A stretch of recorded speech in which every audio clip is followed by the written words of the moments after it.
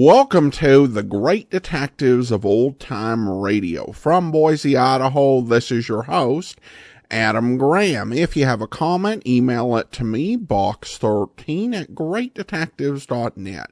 Follow us over on Twitter at Radio Detectives and become one of our friends on Facebook, facebook.com/Radio Detectives. Today's program is brought to you in part by the financial support of our listeners. And I want to thank Joseph for supporting the show by sending a donation through support.greatdetectives.net. You can also send in a one-time donation with the Zelle app to box13@greatdetectives.net. And I want to thank Benjamin for supporting the show in that way. Or you can go by mail to Adam Graham, P.O. Box 15913, Boise, Idaho, 83715. And I want to thank Josh and Sherry and Jennifer for supporting the show with checks sent that way. And you can become one of our ongoing Patreon supporters for as little as $2 per month. And I want to thank Philip for doing that. Philip supporting the show as our latest Patreon supporter at the Master Detective level of $7.14 or more per month. Thank you so much for your support, Philip. Well, now it's time for today's episode of Box 13. The original air date is December the 19th, 1947, and this one is The Great Torino.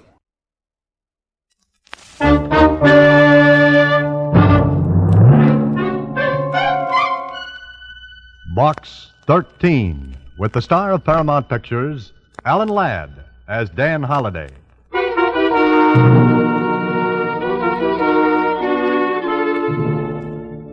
Box 13, care of Star Times. I know my life is in danger. I think you can help me. I'm desperate and don't dare go to the police. Please, if you want to help, call at the Tivoli Theater box office for the ticket left there. Our handbill will tell you more. Our handbill will tell you more. Yeah, that's the way it started.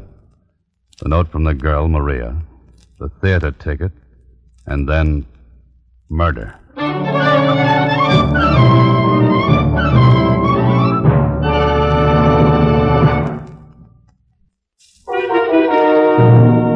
And now, back to Box 13.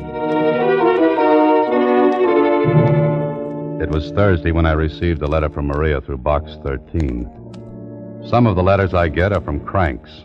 Some from people who are just curious about a reporter-turned-fiction writer who advertises Adventure Wanted, will go any place, do anything. But with this one, it was just like Susie said. Gee, Mr. Holliday, it doesn't look like one of those crank letters or somebody that's just curious, thinks you're crazy or something. How can you tell, Susie? Oh, I don't know. Maybe it's just female ignition. There's a dictionary over there, Susie. Look up ignition. Don't you know what it means, Mr. Holliday? It's when a woman... Skip it, Susie, skip it. Oh, okay.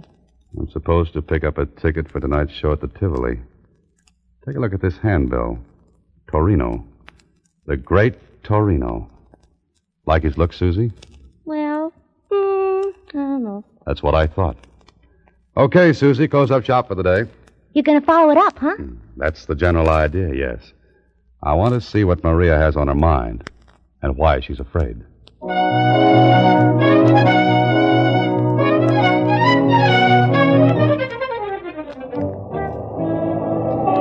This was it. I picked up the ticket at the Tivoli. A big poster told me this was a charity affair with the acts doing a two-night stand. Tickets, $10 a throw. I circled around the lobby, looked at the acts advertised, singers, dancers, a dog act, and then there it was. A big life-size cutout of the Great Torino, complete with mustache and goatee. Nice-looking guy, maybe too smooth-looking, but it was what he was doing that made me take a better look. He held a rifle to his shoulder and was aiming it across the lobby at another cutout. And this one was a girl. Pretty? Big eyes, maybe a little scared-looking, and looking straight across at the Great Torino, and right into the barrel of that rifle pointed at her head. Well, if this was Maria, she had a right to have something on her mind. Anybody who stands up and lets a rifle be fired at her is earning a living the hard way. I was thinking about it when the call buzzer zizzed in my ear. I drifted in with the crowd during the overture and took my seat. First row, right on the aisle, easy to get at. An usherette shoved a program in my hands. The great Torino was scheduled next to closing. Okay, that meant I'd have to sit through the rest of the acts.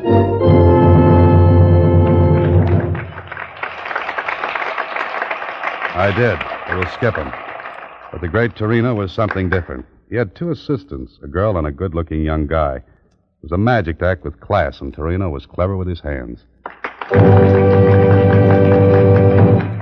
He did a trunk effect that was really great, and the girl who helped was the same girl whose cutout was in the lobby. Torino tied her with a rope, slipped a big canvas bag over her, and locked her in a trunk.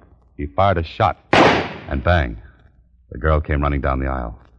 And the trunk she was put in, well, empty. All done in a split second, too. The great Torino took his bow, but I noticed something. When he reached out to take the girl's hand and bow with her, she managed to be busy at something else. Okay. She didn't like him. He gave her a funny look, then walked to a rack and picked up a nice nickel-plated rifle. I sat up in my seat because the girl threw a quick look at me and a tiny nod. No one would have noticed it but me. I looked back at Torino, who was speaking. Ladies and gentlemen, I wish to call your attention to my final effect. A most dangerous one. So dangerous that few illusionists will attempt it. The history of the magician's art has recorded several deaths during the feat. My assistant will go into the audience now and select a committee of volunteers who will please come upon the stage. Maria, if you please. So the girl was Maria. I guess my cue was to be selected as one of the committee. I raised my hand. She picked me. I went on the stage with four others from the audience. Stood there while Torino went to the footlights and spoke again. Please, the music. No music. Please, no music. Thank you. Now, ladies and gentlemen, I shall give the gentlemen of the committee this rifle. It may be examined thoroughly. Also, 3 bullets, which they may mark later for identification. Gentlemen, the rifle. And here, the bullets. Please mark the lead in any way you choose, unmistakably. We took the rifle and the bullets. And the great Torino, well, he had the audience sitting on the edges of their seats. No one knew exactly what was going to happen, and Torino wasn't going to tell them until the right time came. Then one of the other men on the committee spoke to me and... Bullets look okay to you? Yeah, as good as any bullets can look. 22s, huh? Yeah. How do we mark them? Initials? Yeah, good idea. The 3 of us cut our initials in the lead. Is that all right with you, mister? Good. How about the rest of you? Suits me. I've got a knife here. Yeah, let me see the rifle. Yeah, sure, here. Rifle look okay? No gimmicks? Not that I can see. All right, my initials are cut in the bullet. You want to cut yours? Oh, yes. I cut my initials, D.H., in one of the bullets. So we had 3 bullets with initials cut in the lead. No chance for substitution. Then Torino took the rifle and the bullets. Thank you, gentlemen. Grazie tanto. You are satisfied? Sure, I am. Yes. Good. Now, if you will all watch closely, I shall load the bullets in the rifle. So, and what is your name, sir? Holiday. Good. Then, Mr. Holiday, if you will please hold the loaded rifle until I am ready for it. Oh, sure. In this way, there can be no trickery. Ladies and gentlemen, you saw me load the marked bullets, yes? So, and you have the loaded rifle. Good. Now, ladies and gentlemen, may I introduce once more Maria. Maria? The young lady is as courageous as she is lovely. Maria, you will take your place, please. Mr. Holiday, would you care to shoot at Maria? Oh, no. No, thank you. Then that leaves it up to me. No. The rifle, please. Oh, here you are. Thank you. Ladies and gentlemen, I shall ask for complete quiet. Thank you. Maria, you are ready? Yes? I'm ready.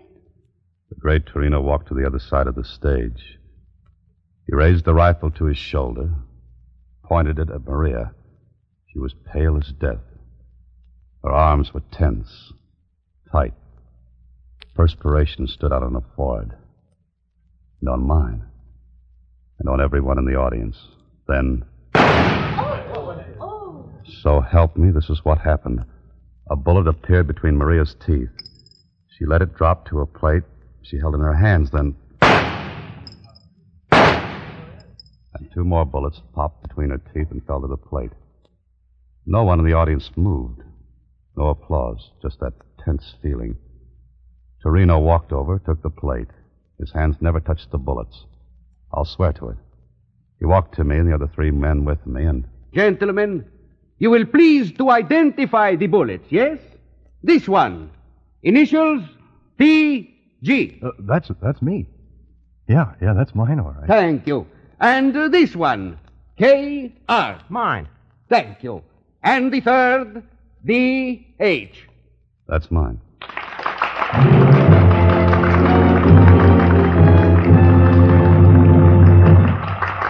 How did he do it? I don't know. All I know is that when I walked off the stage, Maria managed to get a note into my hands. When I read it later, it asked me to meet her at a little coffee shop about 3 blocks from the theater. All right, that's what I did. We sat in a booth, back out of the way, and Maria talked. Thank you for coming, Mr. Holliday. That's all right, Maria. I saw a great act, but what am I doing in it? You can help me. Please help me. How?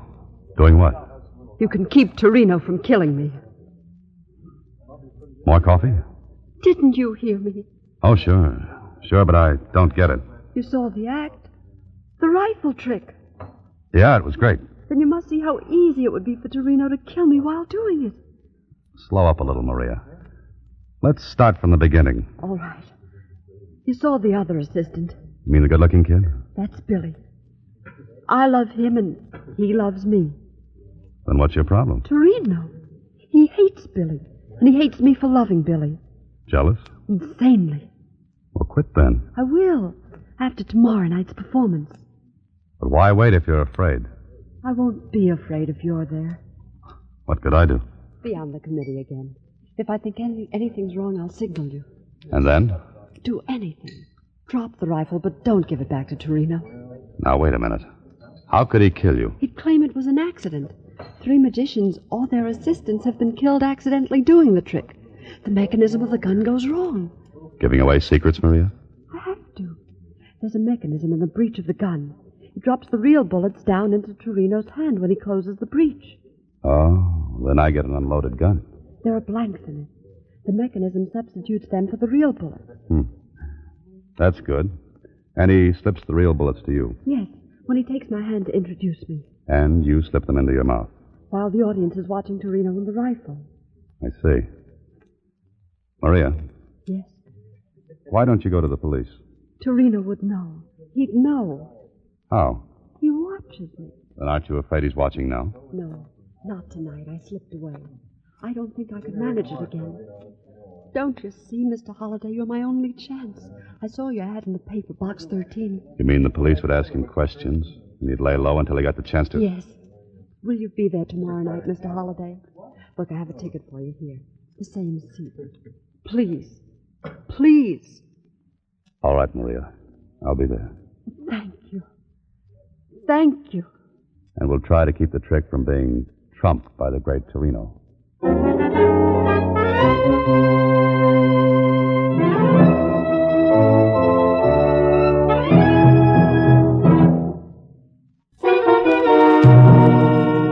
And now, back to Box 13 with Alan Ladd as Dan Holliday. Well, it sounded like a great assignment. From the way the setup looked from where I sat, it gave the great Torino a perfect chance to kill Maria.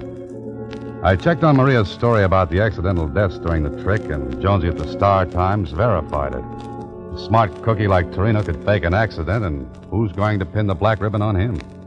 Nobody. Okay, it's up to you, Holliday, to figure it out.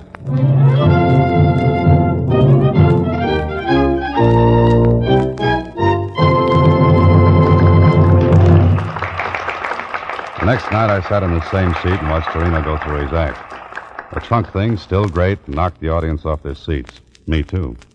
Couldn't figure it. But the big stuff was still to come, the rifle trick. I went on the stage, kept my eyes on Maria.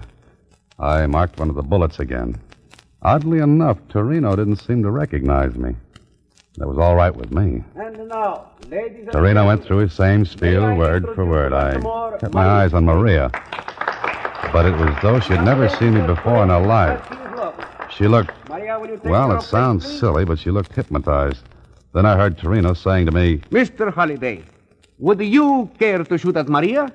"No, thank you." Torino looked at me hard. My name and my face together might have tipped him. There was a funny look in his eyes. I stared at Maria. Not a sign from her. Maria, you are ready? Yes, I'm ready. I relaxed a little. She hadn't given me a sign. Everything was all right, and then Maria! Maria! she dropped. Maria dropped. And right between her eyes was a little round hole.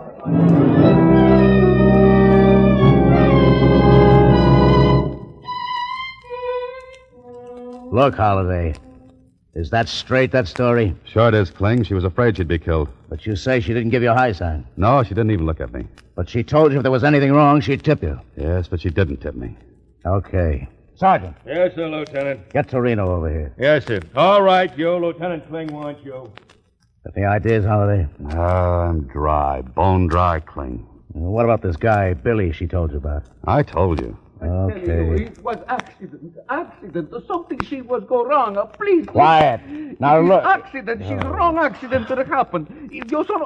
I am an artist. You tell me I do something wrong. No. It is wrong. Holy accident. mackerel. I tell you Sergeant. a million times. Sergeant. I have Yes, done sir. this trick Put this guy in his dressing room and keep him there till he blows off that head of steam. But watch his door. And the window from outside. Yes, sir. Come on, Houdini. Come on. Get going. It's funny, Kling.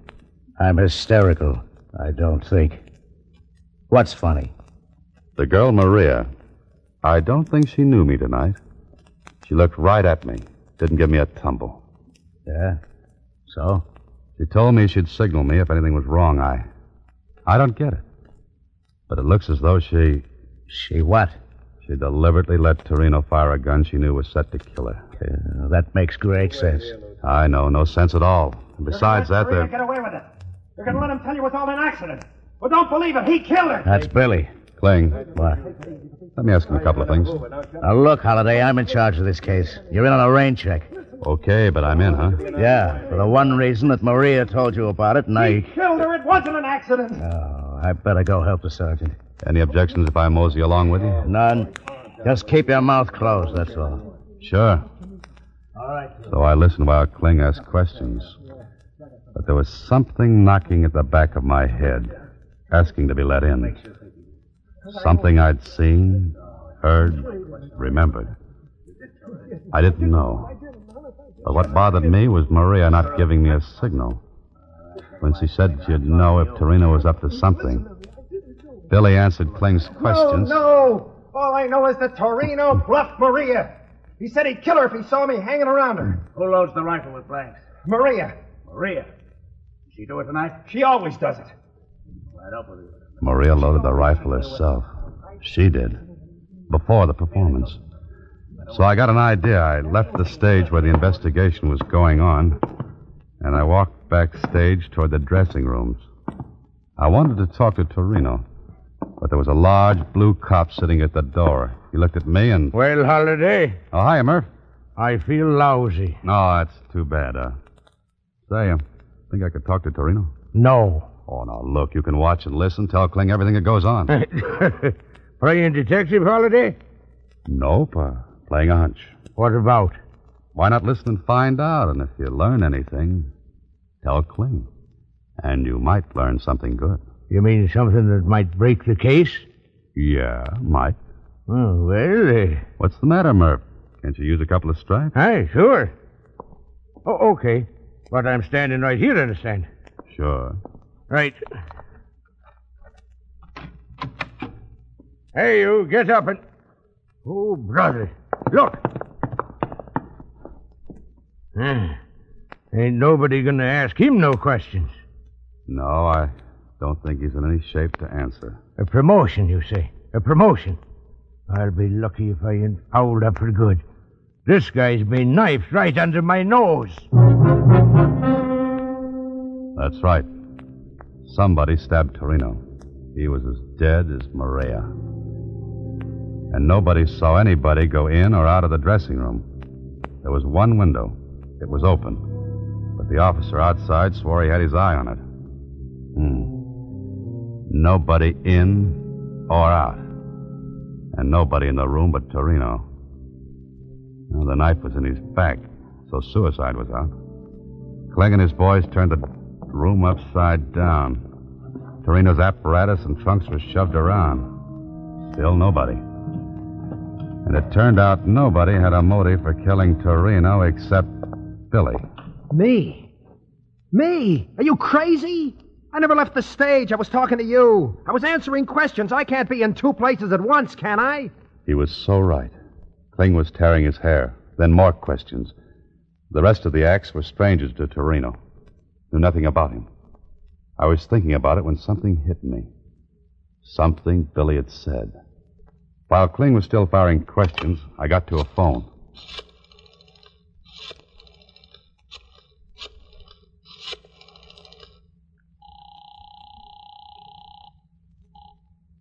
Hello? Oh, hiya, Kenny. Still running that private eye? Swell. Do something for me, will you? Okay. Put a man on the Tivoli Theater right now. And get him to tail a guy named Billy. Huh? Here's what he looks like. About 5'9", stocky, light complexion, wearing gray suit.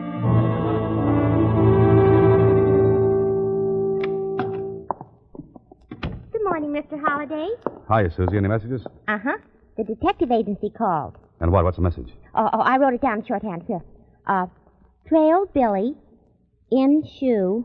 No, wait a minute. Oh, terrible ink. I got it. To insurance company this morning. He placed claim for double indemnity policy for his wife, Maria Baker. Hey, wait a minute, Mr. Holliday. That's not all. That's enough. I'll see you later, Susie.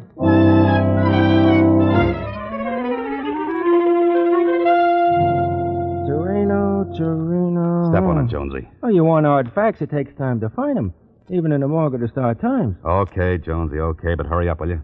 Here we are. Torino, born Italy. Skip that. How long has he been in the country? 6 months. Noted magician in Italy and Europe before the war. Only 6 months. Now, Jonesy, if you were a magician, you wanted assistants. How would you get them? Advertising a billboard, magazine for show folks. What else? Where can I see the last 6 months' copies of the billboard? I got a local office in town. All the copies you want. Hey, where you going? Thanks, Jonesy. Be seeing you. I've got a lot of reading to do. 6 months' copies of the billboard. I looked through every one of them, and when my eyes were falling out of my head, I saw it. An advertisement. The one I wanted. And the one that tied up with something Billy said. And something I saw during Torino's act. I tried to get Kling on the phone, but no dice. He was out. I left word for him to meet me at the Tivoli, and I went there myself. There was nobody there but the watchman. The $5 bill got me in. Oh, there's no place gloomier than backstage in an empty theater. I headed for Torino's dressing room because I had a good idea how someone got in and stabbed Torino, then disappeared. I opened the door, stepped inside. It was dark. The shade on the window must have been down. I was fumbling for the light switch when somebody pulled the shade on me. Oh!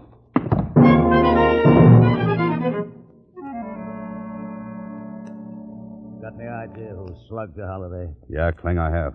All right. Who? Billy, maybe. No dice. He didn't come near this place. We had a tail on him. You know about the insurance? Sure. But he couldn't have killed his wife because she loaded the blanks into the gun. Uh-huh. And the medical examiner's report on the bullet that killed her? What about that? 22. No initials on it? No, none. It's So it looks like this Maria deliberately planned her own death. It wasn't an accident. If it had been, the bullet in her head would have been marked. Kling, put out a dragnet. For who? For the one who slugged me. Now cut it, Holiday. If you know anything, spill it before I lose my temper. Who do you want to pick up? Here's a description. Young woman, about 26. 26. Brown hair. Brown hair. Lovely blue eyes. Blue eyes. About 5'2". 5'2". Worked as a magician's assistant. Hey, what are you giving me? That's Maria. Uh-huh, Maria. She's dead, you dope. You mean her twin sister's dead, Kling. Twin sister? What are you talking about? The trunk effect Torino worked could have only been done with twins. Billy tipped me off on it. Billy? Sure, when he said nobody could be in two places at once. And Torino advertised in the billboard for twins. You aren't dreaming this. Put out a dragnet for Maria. Who stabbed Torino? Maria. She got her twin sister to take her place in the rifle trick last night. That's why I didn't get a signal from her.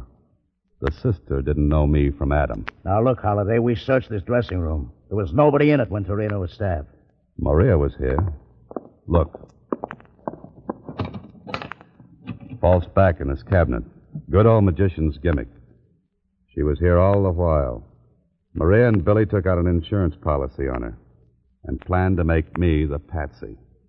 Because I'd testify that she told me Torino hated her, that she was scared. Torino was knifed to keep him from spilling about the twins. Billy was in the clear on that, because he had an alibi when Torino was killed. Okay, Clem? Okay. We'll put out a dragnet.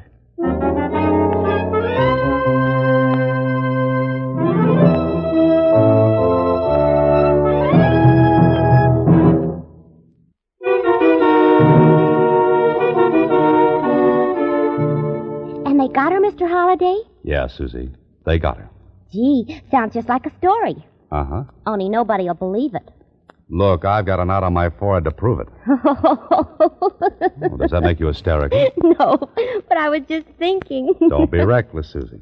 What about? I was just thinking, with that bump, you'll have to wear off-the-face hats for a while. You're a great help. Good night, Susie. Next week, same time, Alan Ladd stars as Dan Holliday in Box 13.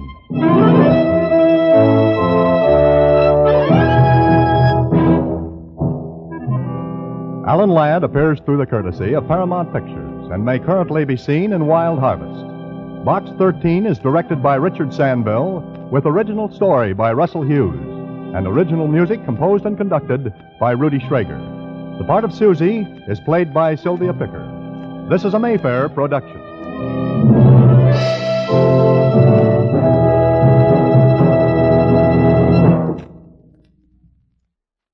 Welcome back. Well, I think there were some pretty obvious clues, mainly her not recognizing Dan Holliday, that pointed to this being a case of twins. But they put in enough turns and twists that it doesn't quite seem as obvious as it actually was. At any rate, we turn now to some listener comments and feedback. Joe writes, I just wanted to thank you for all you do. I've listened for quite a few years, and your podcast has got me through many long, rough work days. Keep up the good work. Well, glad to be of service, Joe. Josh and Sherry write, Great Detectives is a great way to unwind after a busy day. And Jennifer writes, Dear Adam and Andrea, keep up the good work and congrats on number 3,000. Well, thank you so much. And that one was from Jennifer Moss of mosswebworks.com, who did our site redesign a few years back. Thanks so much for the note, Jennifer. And, of course, the donation. And now to some other comments to Box 13. Michelle comments regarding the episode Double Mothers. I love this episode. And then we have a comment from Mark, who writes, enjoy your vacation, Adam. Looking forward to you being back with great commentary. One thing I noticed with the old-time radio and movies is their portrayal of the police is stupid. Dragnet is one of the few shows that don't do that, but maybe it's because it's a police drama. Ex-cops and amateurs, Box 13 is an example, seem so much smarter than the cops and can solve crimes when the cops cannot. It's kind of amusing and annoying. It appears that only dumb people become cops. I'm glad science has progressed so much, so that much of crime is now being solved by actual cops and not necessarily amateurs. Thoughts? It's a fair point, Mark. I think that with a lot of these detective programs, there is an element of fantasy and, unreality about them. But at the same time, detective fiction, particularly Sherlock Holmes, changed the way that a lot of police officers looked at solving crimes. And in addition, there are still some amateurs who solve cases. One of the books I've got on my to-read/listen is an Audible book about a true crime writer talking about amateur detectives in real life solving crimes outside of the official police process. And I'll be interested to hear what he has to say in that book. But obviously there, really could be a lot of stereotypes of the police. And that's actually part of what gave rise to Dragnet, is just because a police officer who was working as a consultant on one of the better police films of the 1940s, He Walked by Night, he just sort of went off on Jack Webb when he found out that he played Pat Novak for hire, suggesting the idea of telling realistic police stories on the air, which Jack Webb dismissed at the time, but called back to mind when Pat Novak was going off the air, and he was going to need a little money, and he needed to come up with the idea of a radio series to sell as a summer series. Finally, we have Eric, who writes, I had never heard of Box 13 before last week. I think this is one of those shows that seems to just work